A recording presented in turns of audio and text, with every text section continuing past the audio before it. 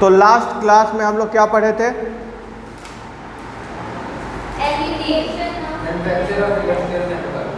Manufacture of industrial chemical, जो application था किसका? इलेक्ट्रोलिसिस का। किसका एग्जांपल एप्लीकेशन था? आज हम पढ़ेंगे एक्सट्रैक्शन ऑफ मेटल। क्या? एक्सट्रैक्शन ऑफ मेटल, जिसको हम लोग कहते हैं electrometallurgy.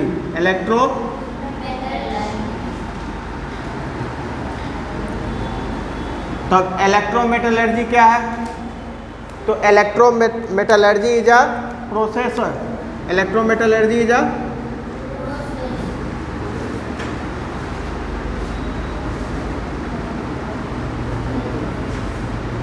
process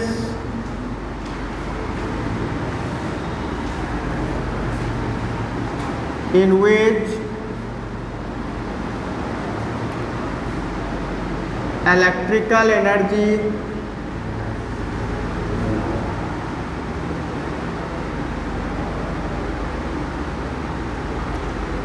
is used for the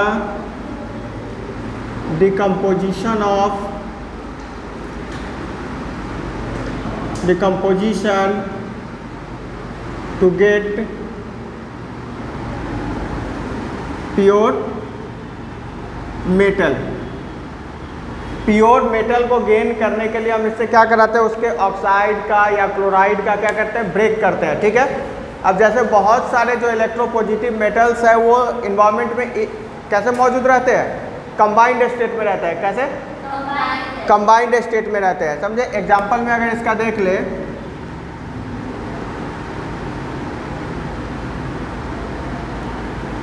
तो sodium and potassium, sodium and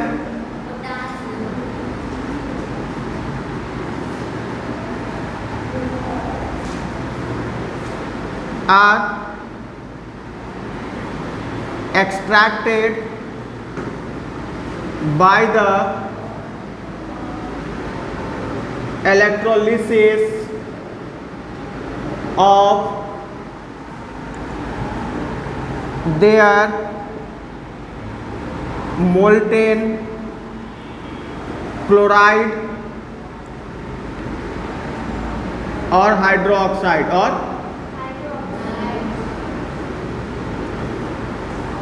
जबकि दूसरा एग्जाम्पल में देखिए कि calcium and magnesium, calcium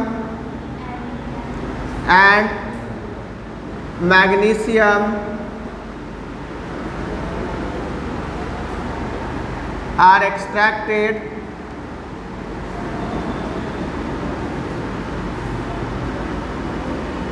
by their molten chloride, extracted by the electrolysis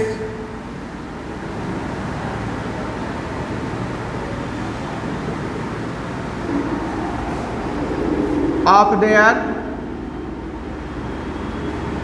molten chloride। किससे?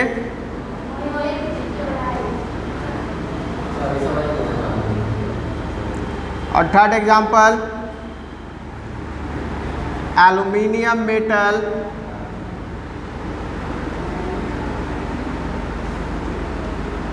is extracted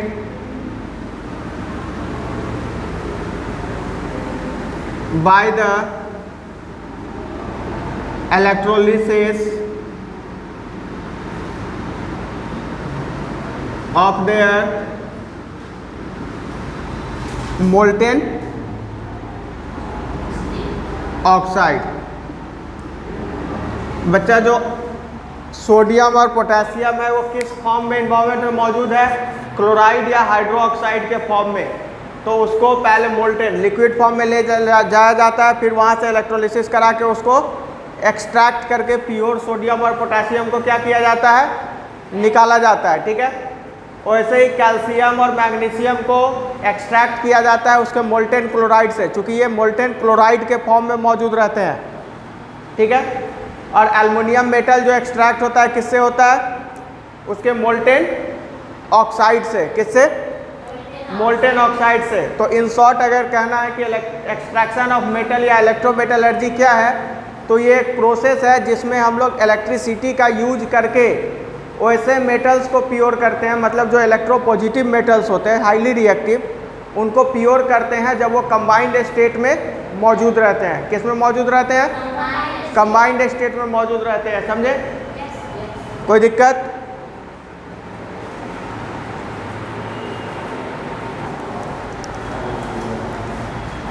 अब थर्ड पार्ट हम लोग पढ़ेंगे रिफाइनिंग ऑफ मेटल। क्या?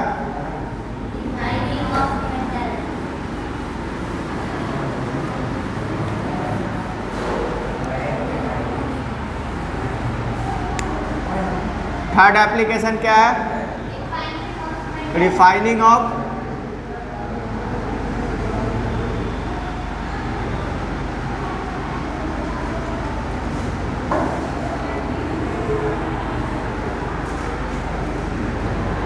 the process of purifying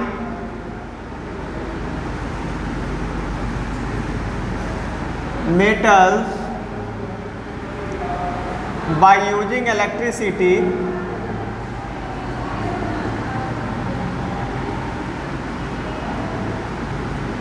is called refining of metal. इसको क्या कहते हैं? Refining of metal. ठीक है। अब जैसे देखिए बहुत सारे जो मेटल होते हैं, जब उनको केमिकल रिडक्शन से अलग किया जाता है तो उसमें बहुत सारी इम्प्यूरिटीज़ होती है। क्या होती है? इम्प्यूरिटीज़ पाई जाती हैं। तो उसको हम लोग इस मेथड से क्या करते हैं? रिफाइन करते हैं। क्या करते हैं? अगर एग्जाम्पल में देखें, कॉपर है, gold, silver etcetera are refined by using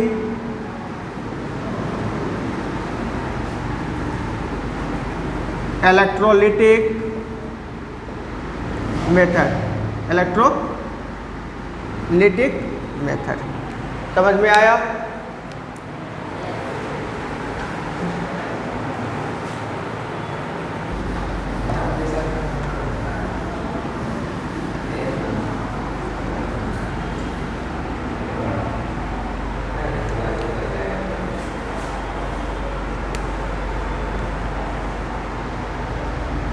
देखिए electro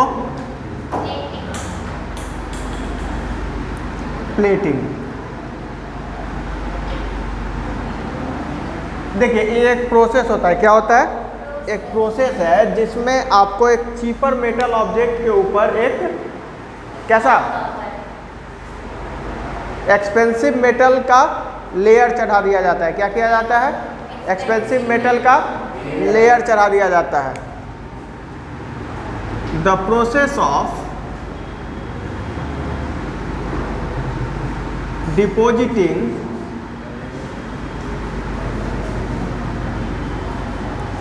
a layer of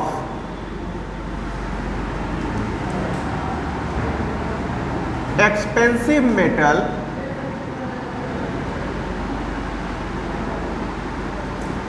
over the cheaper metal object, cheaper metal object by using electricity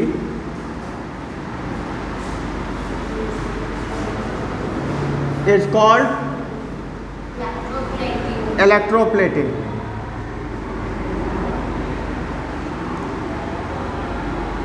अब इसको दो पर्पस के लिए किया जाता है, समझे? For decoration purpose. किसके लिए?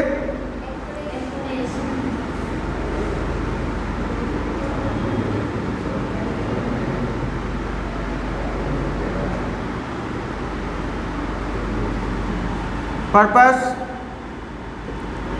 जैसे gold and silver metal, gold and silver metal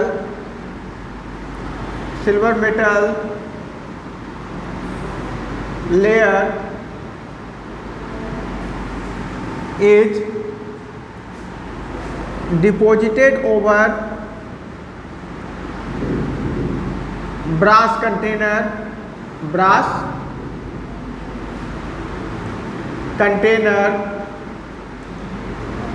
or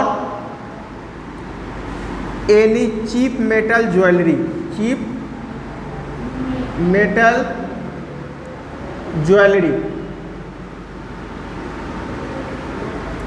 जो सस्ता गहना जो बनता है ना, जैसे ब्रास का कोई बनवा लिया चैन और उसके ऊपर क्या हुआ, इसका एक लेयर गोल्ड का चढ़ा दिया गया, जिसको रोल्ड गोल्ड कहते हैं ना। और फिर corrosion resistant,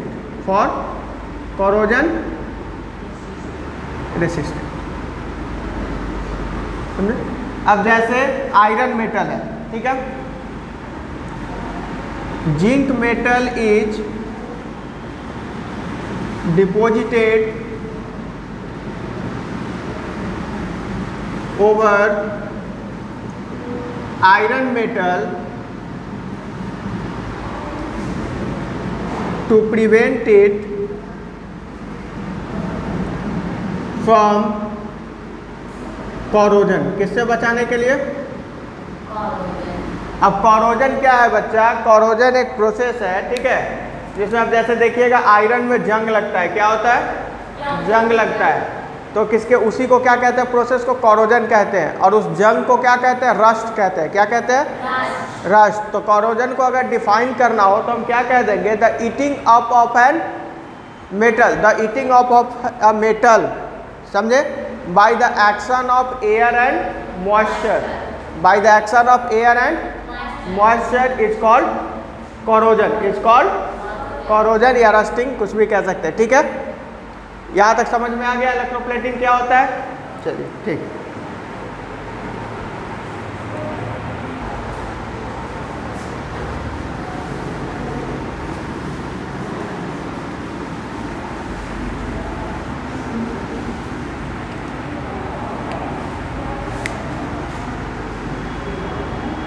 The steps involved in electroplating process या electroplating लिख लीजिए। पहला स्टेप क्या होता है? Clean and wash the metal to be electroplated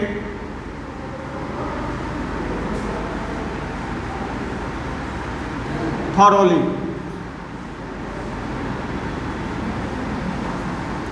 पहले क्या करेंगे? उसको क्लीन करेंगे और वॉश करेंगे। दूसरा मेथड क्या होगा?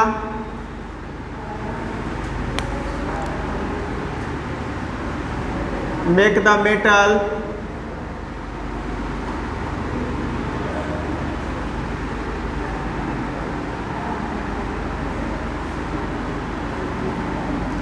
cathode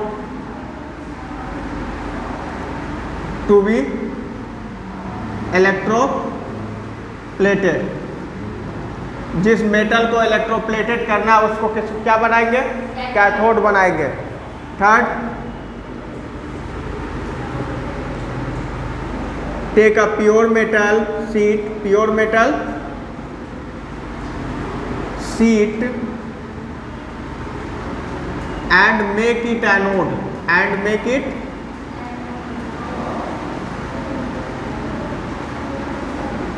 ठीक है। Fourth, the electroplating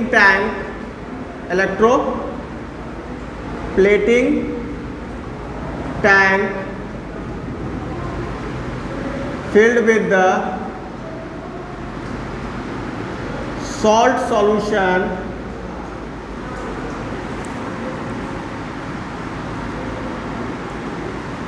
of the metal to be electroplated electroplated. जिस मेटल को इलेक्ट्रोप्लेट करना है उसी के सॉल्ट सॉल्यूशन को उस इलेक्ट्रोलाइटिक टैंक में क्या करेंगे, फिल कर देंगे। 4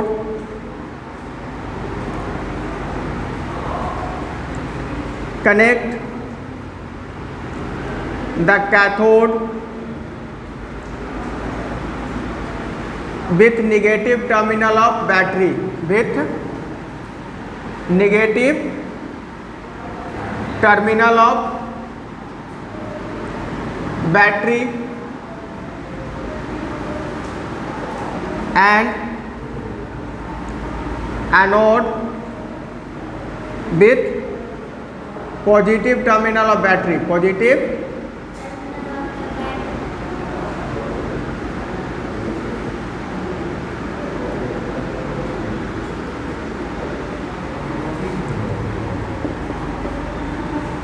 the current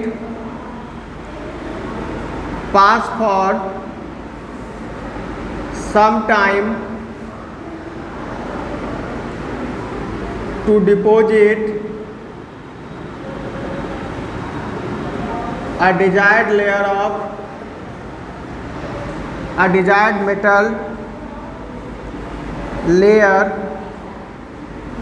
over other metal, over, ठीक है। जैसे देखिए क्या करेंगे, इसमें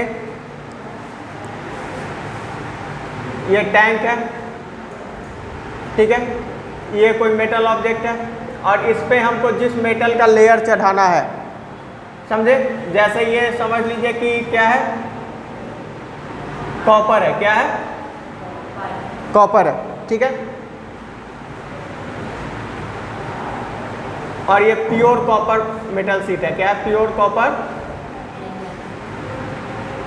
ठीक है। तो इसको क्या करेंगे हम लोग, पॉजिटिव टर्मिनल से कनेक्ट कर देंगे, किससे, और जिस पे लेयर चढ़ाना है उसको किससे, निगेटिव टर्मिनल से। और इसमें जो होगा ये क्या भरा रहेगा, कॉपर सल्फेट, क्या भरा रहेगा, जो कि क्या होगा, इलेक्ट्रोलिटिक सॉल्यूशन है, क्या है, इलेक्ट्रोलिटिक सॉल्ट सॉल्यूशन या सॉल्यूशन, ठीक है। अब जैसे ही इसमें करंट पास होगा तो यहाँ से प्योर मेटल किस पे डिपॉजिट हो जाएगा, जाके कॉपर, समझ गए। यहाँ तक कोई दिक्कत। तो पहले क्या करना है प्रोसेस में कि मेटल को, जिसको हम लोगों को क्या करना है, इलेक्ट्रोप्लेट करना है, उसको क्लीन करेंगे और वॉश करेंगे।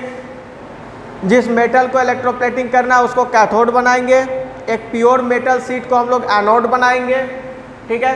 और इलेक्ट्रोप्लेटिंग टैंक जो है, जिस टैंक में उसको डालेंगे उसको उसी मेटल के सॉल्ट सॉल्यूशन से फिल कर देंगे, ठीक है।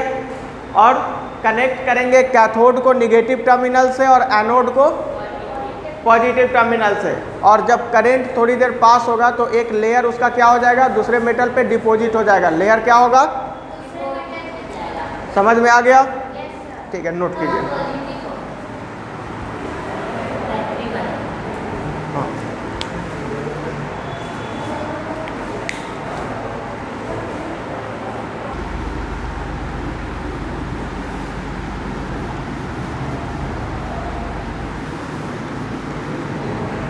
अब देखिए हम लोग देखेंगे इलेक्ट्रोप्लेटिंग ऑफ कॉपर, किसका, इलेक्ट्रोप्लेटिंग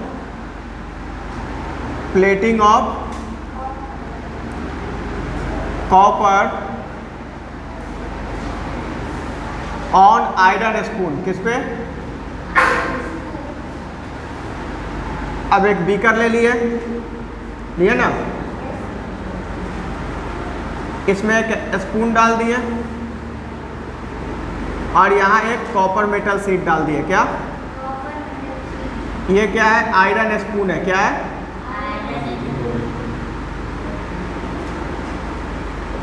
और ये प्योर कॉपर मेटल सीट है, क्या है,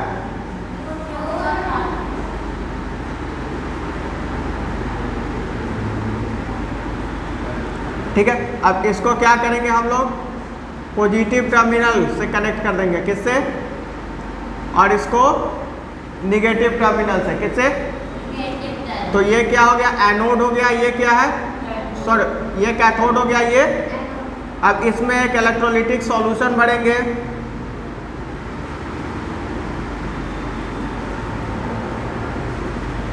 ठीक है, इस सॉल्यूशन का नाम है CuSO4, क्या,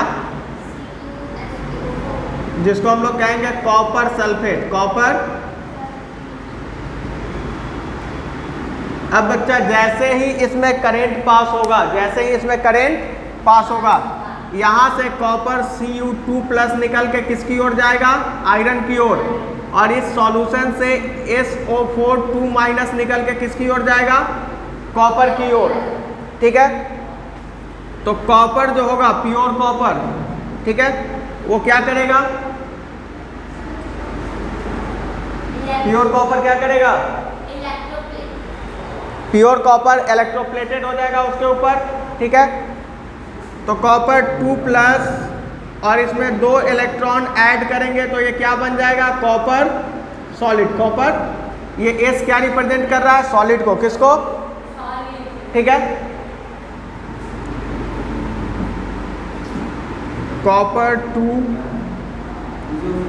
मेटल, ये हो गया फ्रॉम कैथोड, कहाँ से, तो ये क्या बन गया, electroplated, electroplated.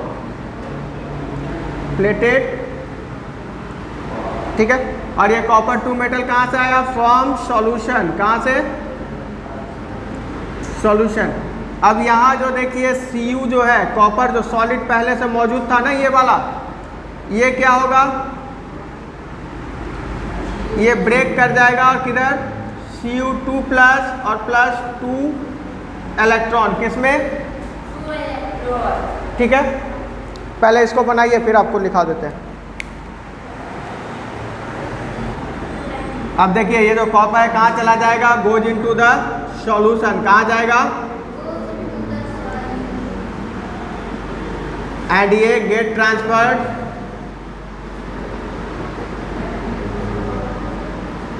To anode via external circuit, via external circuit. ठीक है, ये रिएक्शन कहाँ होगा, एट एनोड, कहाँ पे ये रिएक्शन होगा, एनोड पे ये रिएक्शन होगा, और ये रिएक्शन जो होगा ये होगा बच्चा कैथोड पे, कहाँ, कैथोड पे। अब यहीं पे आपका चैप्टर क्या हो गया, कंप्लीट हो गया, समझ गए। एक बार समझना है तो समझिए इसको कि आयरन स्पून को हमने क्या किया, कैथोड बनाया और मेटल स्ट्रिप को एनोड बनाया, इसमें इलेक्ट्रोलिटिक सॉल्यूशन डाला कॉपर सल्फेट का। अब क्या हुआ, जैसे ही इलेक्ट्रिसिटी पास हुआ तो इससे कॉपर रिलीज होकर कहाँ आ गया, आयरन के ऊपर आ गया, किस पे, आयरन के ऊपर एक लेयर बन गया। ठीक है, और ये जो कॉपर था कैथोड पे वो क्या हो गया, एनोड पे, वो सॉल्यूशन में चला गया और ये ट्रांसफर हो गया एनोड पे, किसके थ्रू, तो वाया एक्सटर्नल सर्किट। यहाँ पे आपका chemical effect of electric current complete हो गया। अब नेक्स्ट क्लास में हम लोग नया चैप्टर को स्टार्ट करेंगे। ठीक है।